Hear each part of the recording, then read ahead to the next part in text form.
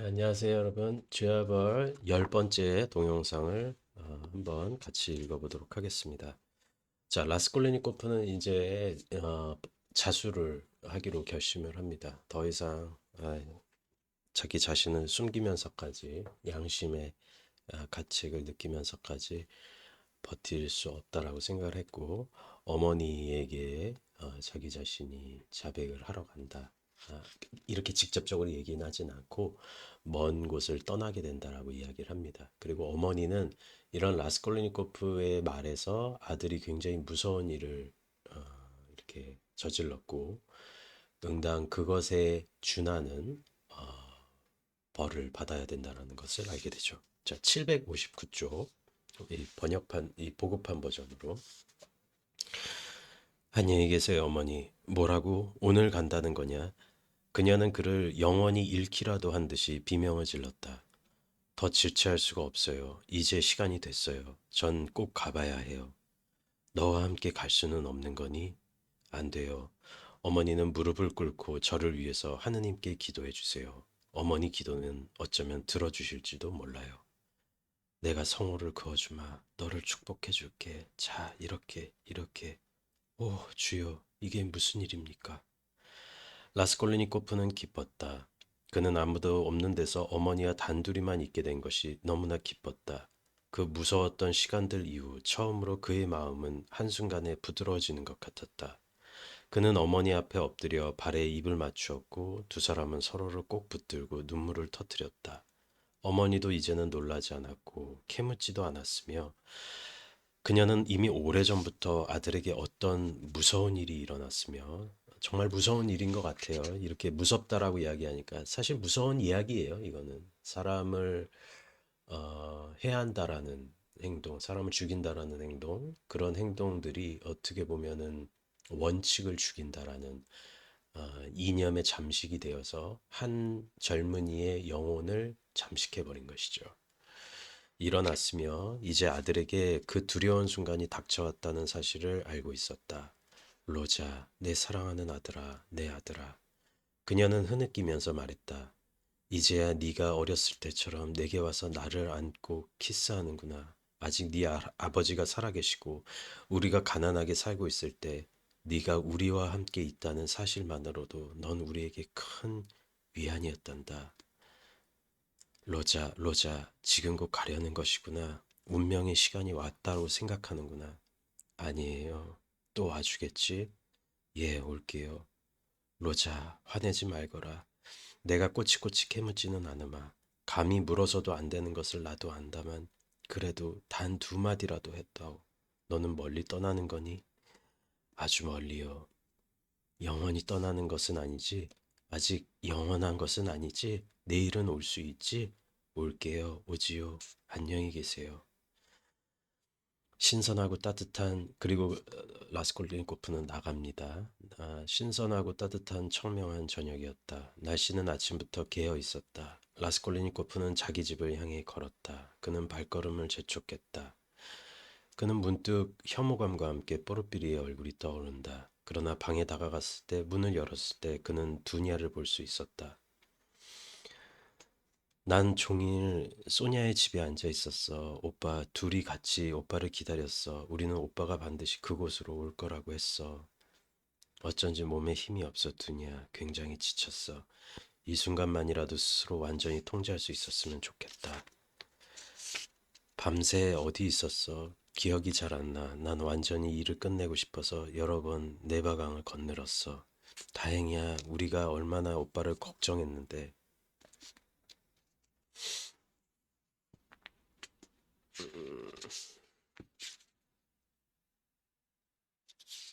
그러니까 여기서도 이제 사실은 예, 이렇게 얘기를 하죠. 두니아는 어느 정도 사태를 알고 있어요. 라스콜리니코프가 이렇게 얘기합니다. 난 단지 비열함과 무능함 때문에 그렇게 가려고 결심한 거야. 그리고 또 그 포르피리가 제안한 것처럼 그것이 유리하기 때문이지. 그러니까 유리하니까 자백을 하겠다. 끝까지 이 자존심 안 버리는 건데. 오빠 무슨 말을 하는 거야? 하지만 오빠는 피를 흘리게 했잖아. 모든 사람들이 흘리고 있는 피야. 그는 거의 미친 듯이 그 말을 잡아챘다.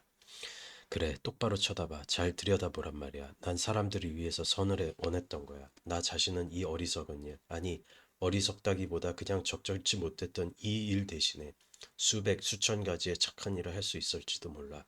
왜냐하면 내 사상은 실패한 지금에 와서는 그렇게 어리석은 것만은 아니지. 하지만 오빠, 그게 아니야. 무슨 말을 하려는 거야? 뭐 이런 식의 또 대화가 나오죠. 그러다가 그는 탁자에다가 먼지가 잔뜩 쌓인 두꺼운 책 한 권을 꺼내들어 책갈피에서 상아편에서 유화로 그린 작은 초상화를 꺼냈다.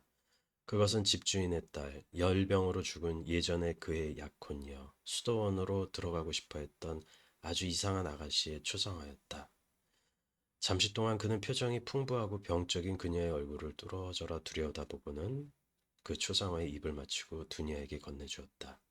난 이 사람과 그 일에 대해서 많은 이야기를 나눴어. 나는 오직 이 사람과만 이야기를 나눴지. 그런데 왜 쓸데없이 시련은 필요할까? 왜 그런 것이 필요할까? 20년 동안의 유형생활 이후에 늙어 빠져서 힘없고 고통에 찌들어 백치가 다 되고 난 다음에 깨닫는 것이 지금 깨닫는 것보다 더 낫다는 건가? 그렇다면 내가 왜 살아야 하는 걸까? 그런데 지금은 내가 왜 그렇게 살겠다는데 동의하는 걸까? 아, 오늘 새벽 내바강 위에서 서 있을 때 나는 내가 비열한 인간이라는 걸 깨달았어. 그리고 이제 두 사람은 마침내 밖으로 나가고요. 이렇게 이야기를 하죠. 음,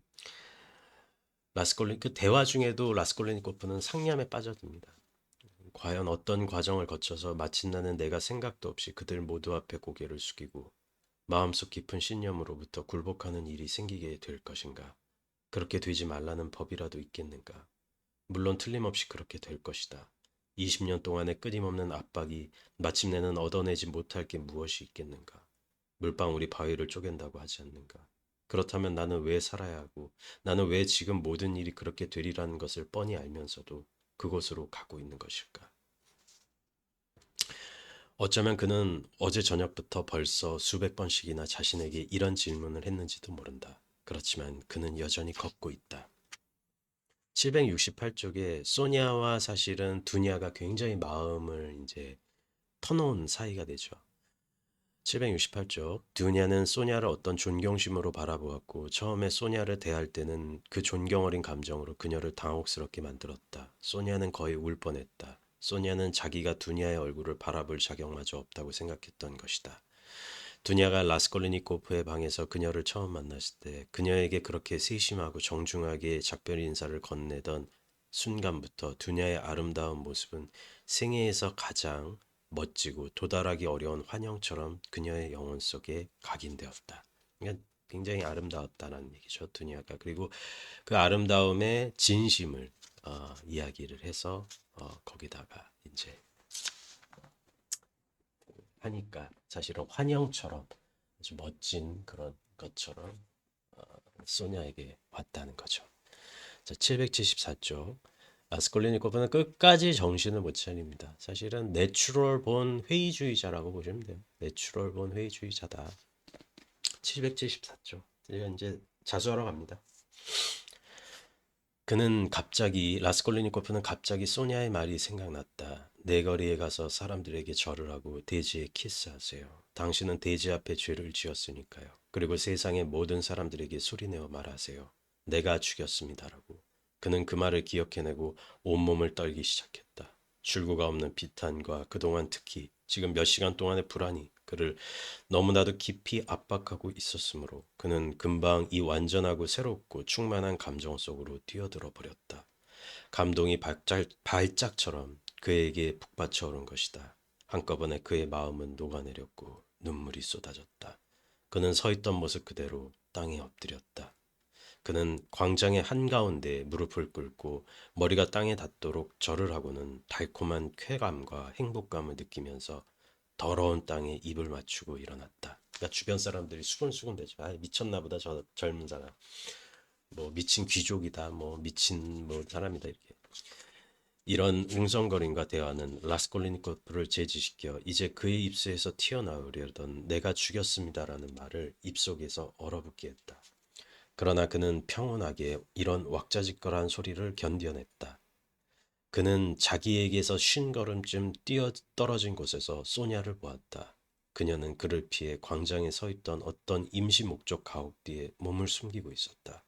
그러고 보니 그녀는 그의 슬픈 여정을 계속해서 따라오고 있었던 것이다. 라스콜리니코프는 그 순간 소냐가 이제부터 영원히 그와 함께 있으리라는 것을, 운명이 그를 어디로 이끌든지 세상 끝까지라도 그의 뒤를 뒤따르리라는 것을 한순간에 느끼고 깨닫게 되었다. 그의 심장은 뒤집어지는 것 같았다. 그러나 그는 이미 운명적인 장소에 다가가고 있었다. 참 감동적인 이야기죠. 그리고 나서 자묘토프 그 이제 서장, 부서장 이런 사람들한테 맡기는데 전혀 예상을 못해요. 뭐 물증도 없고. 근데 사실은 이게 무능하다라고 봐야 되는 건지 하여튼 뭔지 이게 뭐 하여튼 조금 제가 이거는 유능한 경찰분들도 많고 뭐 한니발 렉터 시리즈에서나 뭐 CSI 수사대 이런 시리즈에서는 대단히 매력적이고 유능한 경찰이 많은데 물론 그런 캐릭터도 많죠. 뭐 마이클 만의 맨헌터 같은 영화도 또 영화 얘기 또 나오는데 히트 마이클 만의 히트. 근데 사실은 장르적인 영화에서 뭐 추격자라든지 그리고 양들의 침묵도 마찬가지지만은 유능한 경찰이 있는 반면에 무능한 경찰도 많죠. 예, 무능한 경찰. 그러니까 뭐 지금 뽀르삐리가 일은 열심히 하는 거예요. 근데 지금 얘네는 지금 라스콜리니프가 걸어와도 뭔지도 모르고 그냥 뭐 그냥 서류만 하고 있는 거야. 그러니까 근데 어쨌든 뭐 이건 장르적인 특징이니까 어쩔 수는 없어요. 다 유능하면은 그게 뭐 재미가 있나요? 이때 누구 얘기를 듣냐면 스피드리 가일로프가 권총 자살했다라는 이야기를 듣게 돼요. 이 이야기를 듣고 또 라스콜리니코프는 나는 왜 개결하게 자살하지 못하는가에 대해서 또 이렇게 이야기를 하거든요. 그 순간에 이제 또 그 순간에 나가려고 해요. 아유, 저는 가봐야겠습니다. 이렇게 중얼거리는 거예요. 패 끼쳐서 죄송합니다. 이러고 나간다는 거예요. 그랬더니 또 무능한 경찰은 또 가만히 있다. 어유 괜찮으세요? 어유 그래 나가보세요. 이러는 거야. 그러니까 스비드리가일로프는 이 라스콜리니코프의 기준에 있어서는 개결하게 죽었다라고 판단이 자꾸 되는 거예요. 그러니까 나도 차라리 죽느니 굴복하지 않겠다라고 자살을 선택을 하려고 하는 거지. 그러니까 근데 우리는 이 인간이 끝까지 변명과 변명을 하리라는 걸 알잖아요. 그러니까 나가려고 이렇게 하다가 나가보세요, 나가보세요. 자, 그 순간에 소니아는 놀란 듯한 표정으로 그를 간절히 바라보았다. 소니아가 이제 보고 있었던 거죠. 그는 그녀 앞에 멈춰섰다. 뭔가 경적이고 고통스러운 표정, 무언가 절망에 가득 찬 표정이 그녀의 얼굴에 떠올랐다. 그녀는 애원하는 듯 두 손을 맞잡았다. 비굴하고 당황한 듯한 미소가 그의 입술에 번졌다. 그는 잠시 서서 쓴웃음을 짓더니 몸을 돌려 다시 경찰서가 있는 위층으로 갔다. 아, 또 오셨군요. 뭔 일이세요? 아이고, 몸이 안 좋으신가 보네. 의자, 물 좀 갖고 와. 바로 제가. 물 좀 드세요. 바로 제가 그때 고리 대금업자 노파와 그의 여동생 리자베타를 도끼로 살해하고 돈을 훔친 사람입니다. 경찰들은 입을 딱 벌렸다. 사방에서 사람들이 몰려들었다. 라스콜리니코프는 자백을 되풀이했다. 자, 이게 사실은 본 내용의 끝이고요. 오늘 에필로그까지 읽을 수가 있겠네요. 자, 에필로그입니다. 792쪽에 어머니는 이제 두니아와 라주미인은 결혼해요. 행복하게 살고 라주미인이 참 괜찮은 사람이어서 라스콜리니코프에게 다 물신양면 지원을 해주고 편안하게 가는데 그리고 뽀르피리도 괜찮은 사람인 게 라스콜리니코프가 자수했다라는 것을 이제 듣고 어떻게 해서든지 감형해주기 위해서 굉장히 10분 노력을 해서 아마 그렇게 몇 년을 봤는데 많이 감형이 돼요. 10년형이 안 되는 걸로 알고 있는데 하여튼 뭐 감형을 많이 받습니다. 근데 이 어머니가 사실은 그 잃어요. 이성을 잃어서 엄마가 이제 횡설수설도 하시고 이러다가 라주민이 이제 우리 처남이기도 한 소니 처남이 됐죠. 라스콜리니코프 얘기를 환상적으로 얘기해 주면은 엄마가 거기에 도취가 돼가지고 우리 아들이 막 이러는. 근데 이제 열병에 걸리시고 이제 사망을 하시죠. 비극적으로. 그리고 라스콜리니코프는 거기서 생활을 하는데 사실은 이 생활에서 굉장히 끔찍한 사람들이 있어요. 그러니까 801쪽이 아니 어울리지는 못해요. 802쪽 라스콜리니코프와 다른 사람들 사이에 놓여 있는 도저히 건널 수 없는 무서운 심연이 있었다는 거예요. 그러니까 이거는 뭐냐면은 도스토옙스키가 여기서 이 심연의 의미는 이러이러합니다. 이렇게 얘기를 안 하고 그냥 건널 수 없는 지점이에요. 아무리 흉악범이라고 하더라도 이 라스콜리니코프에선 이상한 지점이 있었다는 얘기예요. 그와 그들은 마치 다른 종족인 것만 같았다. 그와 그들은 서로를 신뢰하지 못하고 적의를 품은 채 바라본다. 그는 이 무식한 많은 사람들 점에서 그 폴란드 사람보다 훨씬 현명한 것도 알고 있었다. 그런데 그 자신으로 말할 것 같으면 모든 사람들이 그를 좋아하지 않고 피했다. 이윽고 그를 증오하기 시작했다. 그런데 그 이유를 몰랐다. 그런데 소니아는 우리의 어머니다, 우리의 어떤 성녀다 이런 식으로 죄수들한테까지도 존경을 받기 시작을 한다는 얘기예요. 그리고 라스콜리니코프가 사실은 몸이 아파요. 몸이 아픈데 그녀는 서서 마치 무언가를 라스콜리니코프가 몸이 굉장히 아파해요. 소냐는 그가 병이 나서 병동에 누워 있는 동안 두 번밖에 찾아올 수가 없었다. 잠에서 깬 라스콜리니코프는 문득 멀리 서서 있는 소냐를 발견했다. 그녀는 서서 마치 무언가를 기다리는 것 같았다. 그 순간 그의 마음속에 어떤 감동이 일었다.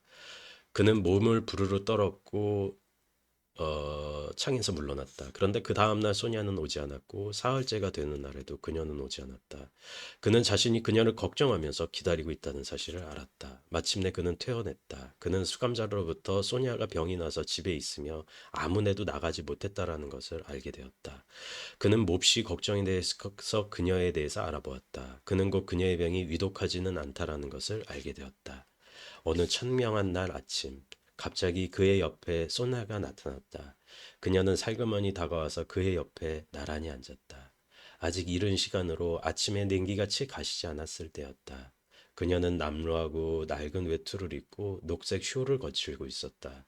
그녀의 얼굴은 아직 병색이 가시지 않아 헬쓱하고 창백했으며 두 뺨도 야위어 있었다. 그녀는 상냥하고 기쁜 모습으로 그에게 미소 지었지만 여느 때처럼 수줍게 손을 내밀었다. 그녀는 항상 그에게 수줍게 손을 내밀거나 아니면 전혀 내밀지 않기도 했는데 이는 그가 손을 뿌리칠까봐 두렵기 때문인 것 같았다. 그는 언제나 혐오감에 쌓여 그녀의 손을 잡는 것 같았다. 그리고 언제나 못마땅한 듯 그녀를 맞았으며 때로는 그녀가 방문해 있는 동안에도 고집스럽게 입을 다물고 있었다. 그리고 그 사람들은 아무 얘기도 않고 두 사람을 이렇게 땅만 이렇게 바라봤다는 거죠. 불현듯 라스콜리니코프는 울면서 그녀의 무릎을 안았다. 처음 순간 그녀는 무섭도록 놀라서 온 얼굴이 창백해졌다. 그들은 말을 하고 싶었지만 할 수가 없었다. 눈물이 그들의 눈앞을 가렸다. 두 사람 모두 창백하고 여위었다. 그러나 이 병들어 창백한 얼굴에서는 이미 새로워진 미래의 아침 노을, 새로운 삶을 향한 완전한 부활의 서광이 빛나고 있었다. 그들을 부활시킨 것은 사랑이었고 한 사람의 마음속에 다른 사람의 마음을 위한 삶의 무한한 원천이 기다리고 있었다. 809쪽 과거의 그 모든 고통들, 모든 일들이 과연 무엇이란 말인가? 모든 것, 그의 범죄마저도 판결과 유형마저도 현재 최초의 환희로 가슴 벅찬 것, 어떤 것, 그리고 이런 것이 나왔다는 것이죠. 그리고 죄수들도 사실은 라스콜리니코프로 이제 사실은 이제 거부감 없이 이렇게 해준다라는 점에서 참 그런 이야기가 나오죠. 그는 당시에는 아무것도 의식적으로 해결할 수 없다라고 여겼는지도 모른다. 그는 다만 느꼈다. 변증법 대신에 삶이 도래했고 의식 속에서 무언가 전혀 다른 것이 형성되었을 뿐이라는 것. 그러니까 7년 받았네요. 이게 사실 조금 더 받아야 되는데, 에휴, 7년밖에 안 받았는데 이렇게 얘기하면 안 되지만 조금 덜 받긴 했다. 많이 깎았다. 810조. 새로운 이야기. 한 사람이 점차로 소생되어 가는 이야기. 그가 새롭게 태어나는 이야기. 그가 한 세계에서 다른 세계로 옮겨가는 이야기. 이제까지는 전혀 몰랐던 새로운 현실을 알게 되는 이야기가 시작되고 있다. 어쩌면 이것은 새로운 이야기의 주제가 되기에 충분할지 모르겠지만 지금 우리의 이야기는 이것으로 완결되었다. 아, 못 끝낼 줄 알았는데 하나로 끝내지네요. 조야벌 어떠셨는지는 모르겠습니다. 제가 뭐 말도 많고 뭐 이렇게 해가지고 저만 이렇게 떠든 것 같은데 이렇게 오래전에 분명히 한 번은 읽어 보셨을 것 같기도 하고 또 처음 보시는 분들도 계실 것 같고 또 이게 뭔가 싶어서 책을 한번 구매를 하실 수도 있다라고 저는 그렇게 생각을 해요. 도서관에서 빌리셔도 되고 열린 책들뿐만이 아니라 뭐 민음사 뭐 문학동네 열린 책들 이게 열린 책들이지. 저는 열린 책들 버전을 읽었는데 많이 버전이 법무사도 그렇고 많은 버전이 있으니까요. 한번 꼭 읽어보시길 바라고 또 제가 이런저런 생각이 나면은 덧붙일게요. 오늘은 제가 뭐 이렇게 해석을 덧붙이는 것보다 많은 분들이 이렇게 보셨으면 좋겠지만 많이 제 유튜브가 많이 안 알려져 있기 때문에 뭐 잘은 모르겠지만 이렇게 많은 분들이 보셨으면 좋겠고 그리고 조금 한번 우리 다 같이 한번 생각을 해봐야 될 것 같아요. 이게 어떤 의미를 가지고 과연 라스콜리니코프가 부활을 할 수 있을까? 그리고 어, 라스콜리니코프의 위험천만한 생각과 사상이 우리의 이런 마음을 뒤흔들어 놓으면서도 또 소냐나 스피드리가일로프, 까제리나 이바노프나 마르멜라도프 뭐 이런 매력적인 포르피리도 마찬가지고 매력적인 캐릭터들도 많았고 그런 점들이 있었습니다. 긴 시리즈였는데 이렇게 중간중간 보셔도 괜찮고요. 또 이렇게 아, 순차적으로 또 보셔도 좋을 것 같습니다. 오늘 이렇게 죄와벌 시간을 마쳤고 다음 소설은 뭐가 될지는 저도 한번 생각을 더 해보겠습니다. 네, 긴 시리즈, 긴 영상, 죄와벌 이렇게 같이 해주셔서 대단히 감사합니다. 네, 고맙습니다.